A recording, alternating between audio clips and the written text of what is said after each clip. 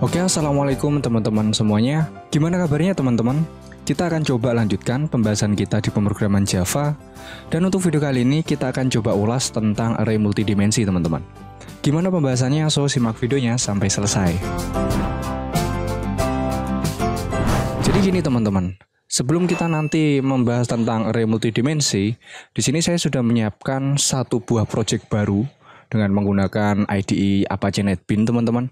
Kalau kalian ingin menggunakan IDE yang lainnya silahkan, nanti untuk fitur-fiturnya bisa kalian sesuaikan ya teman-teman. Nah sebelum kita ulas, sekarang kita akan coba ilustrasikan dulu. Kalau sebelumnya kita sudah membahas array satu dimensi, cara pendeklarasiannya kan gampang banget teman-teman. Semisal nih, saya punya variabel tipe datanya integer, dia adalah array satu dimensi, namanya angka. Array satu dimensi ini kita bisa isi si variabel angka ini dengan beberapa indeks, mulai dari indeks ke 0 sampai indeks ke n, sesuai dengan keinginan kita. Misal nih, kita ingin mengisinya dengan angka 10, 20, sama 30. Caranya seperti ini. Kalau kita ingin mengambil atau memanggil si variabel angka dengan indeks ke 0, berarti kan kita akan memanggil angka 10 ini teman-teman. Caranya simple. Kita tinggal sistem .out.println untuk variabel angka atau array angka indeks ke 0. Sehingga kalau kita jalankan, di sini dia akan menampilkan angka 10. Sesuai dengan value yang kita simpan di variabel angka atau array angka indeks ke 0 teman-teman, yaitu angka 10 di sini. Kalau kita ingin panggil indeks ke berapa ini, kedua yang paling akhir ya, indeks ke 0, indeks ke 1, indeks ke 2. Dia akan menampilkan angka 30 sesuai dengan value yang kita set di dalam array angka indeks ke-2 gitu. Ya simpel ya teman-teman untuk array satu dimensi. Nah, gimana kalau kita memanfaatkan array multidimensi? Ya jadi multidimensi ini kan sudah jelas ya teman-teman. Kita punya dimensi lebih dari satu ya. Kita akan bahas dua dimensi dulu.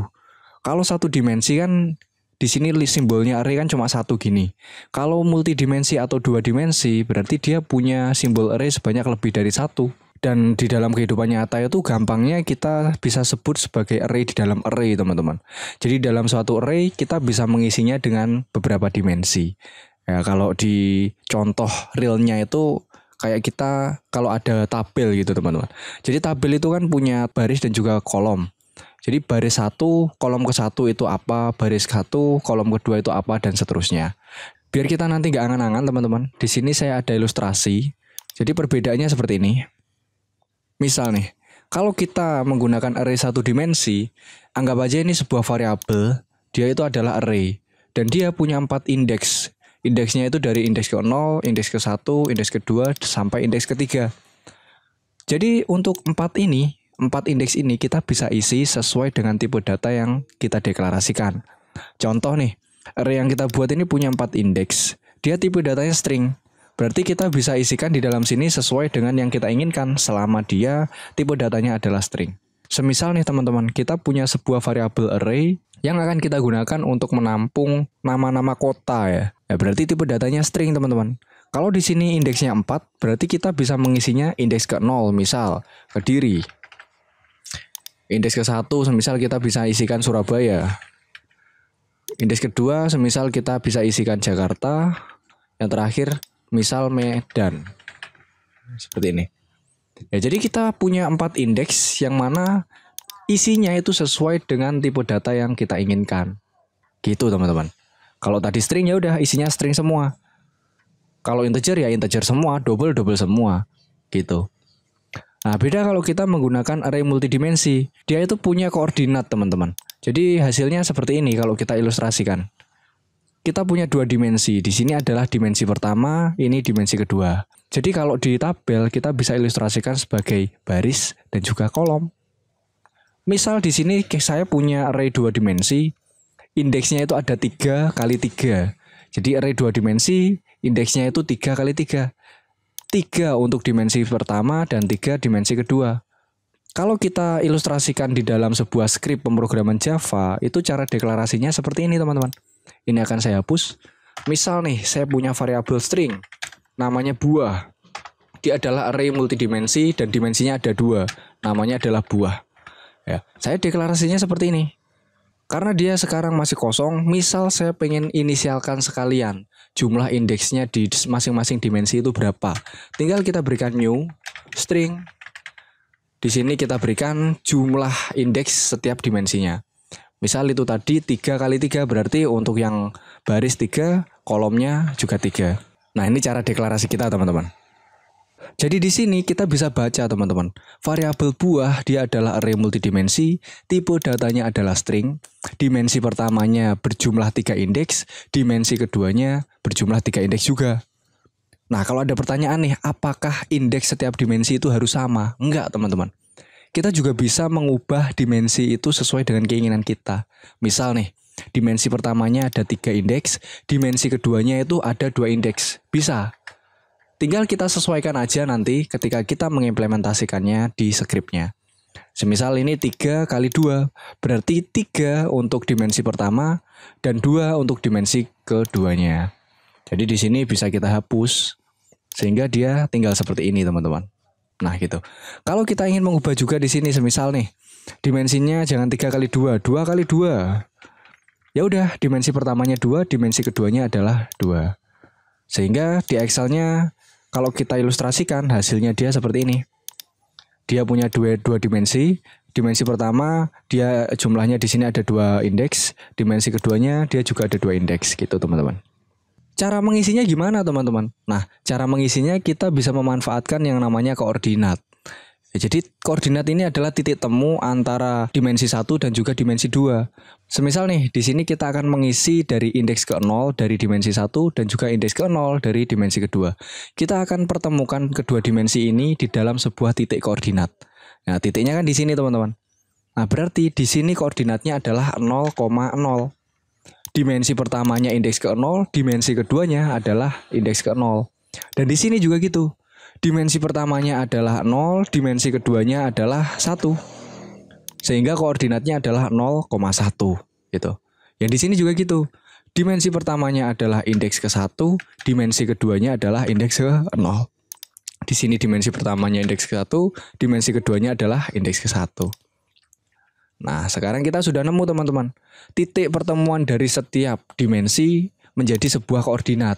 Indeks ke 0,0, indeks ke 0,1. Indeks 1,0, indeks 1,1. Jadi cara bacanya kayak gitu. Coba sekarang kita isi array yang sudah kita buat tadi dengan menggunakan titik koordinat yang sudah kita coba di sini, teman-teman.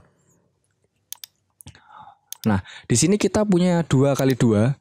Kita akan isi dari buah, si variabel buah, indeks ke 0,0. Gini cara nulisnya, teman-teman. Misal buahnya kita kasih mangga. Terus kita akan isi sekalian untuk si koordinat 0,1. Jadi dimensi satunya itu adalah indeks ke 0, dimensi keduanya adalah indeks ke 1. Kita kasih dondong, teman-teman. Selanjutnya, si variabel buah, dimensi satunya dia indeks ke 1, dimensi keduanya dia adalah indeks ke 0. Ya, karena di sini sudah sampai indeks ke 1. Dia jumlahnya cuma 2, teman-teman. Kita kasih di sini salak.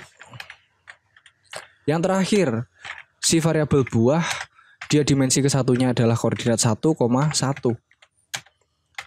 Kita kasih yang belum apa, durian. Nah. Oke, kalau ini kita jalankan, dia nggak akan error, tapi dia belum menampilkan apapun, teman-teman. Karena kita belum memberikan perintah untuk menampilkan apapun.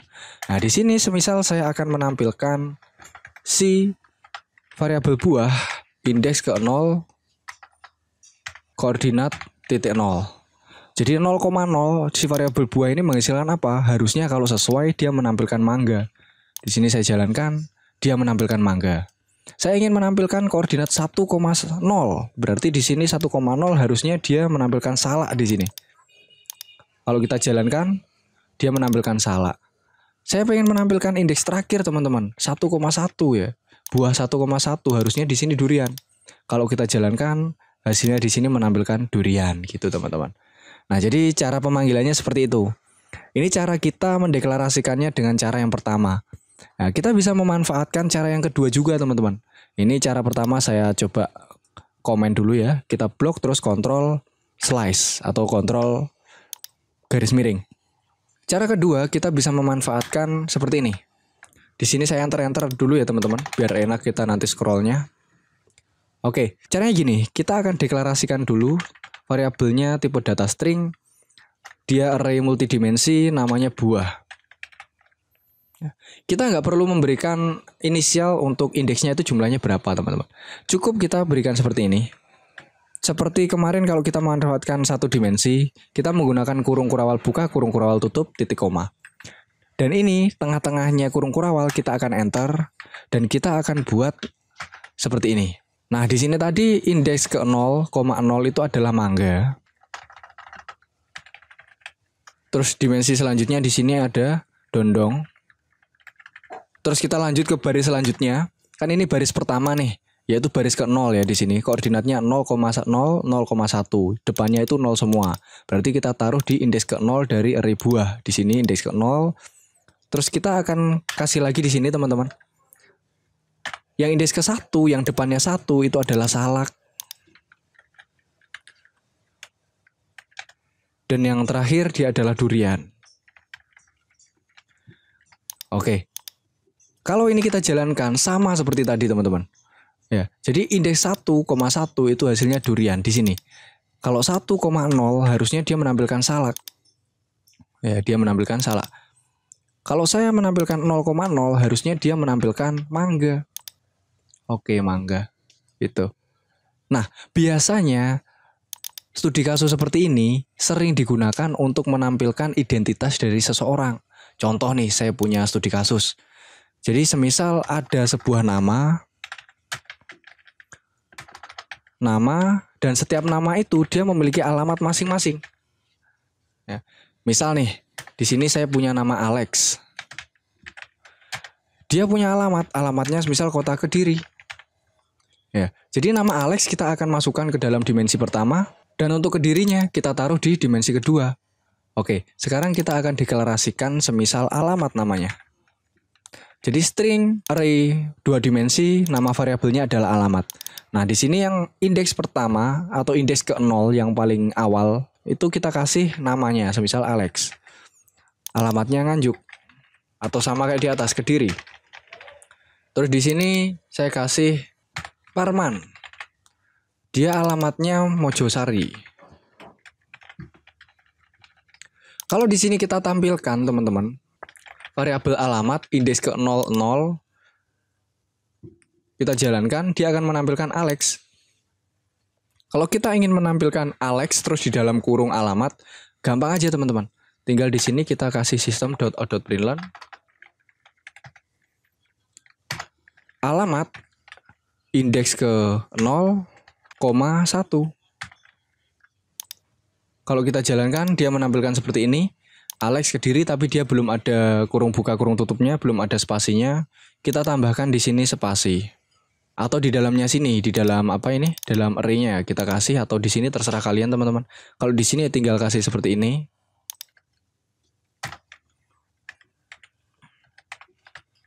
Kalau kita jalankan hasilnya seperti ini.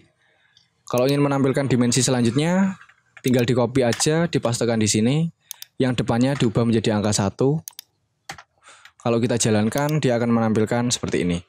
Loh, ini kok nggak lurus ya? Tinggal kita memanfaatkan yang namanya escape sequence. Di depannya sini kita kasih backslash T. Dan di sini juga akan saya kasih backslash T. Kalau kita jalankan, sekarang dia sudah lurus. Ini. Oh, biar dia nggak min, tapi dikasih kurung ya. Tinggal di sini kita kasih kurung. Biar dia nanti lebih rapi, teman-teman.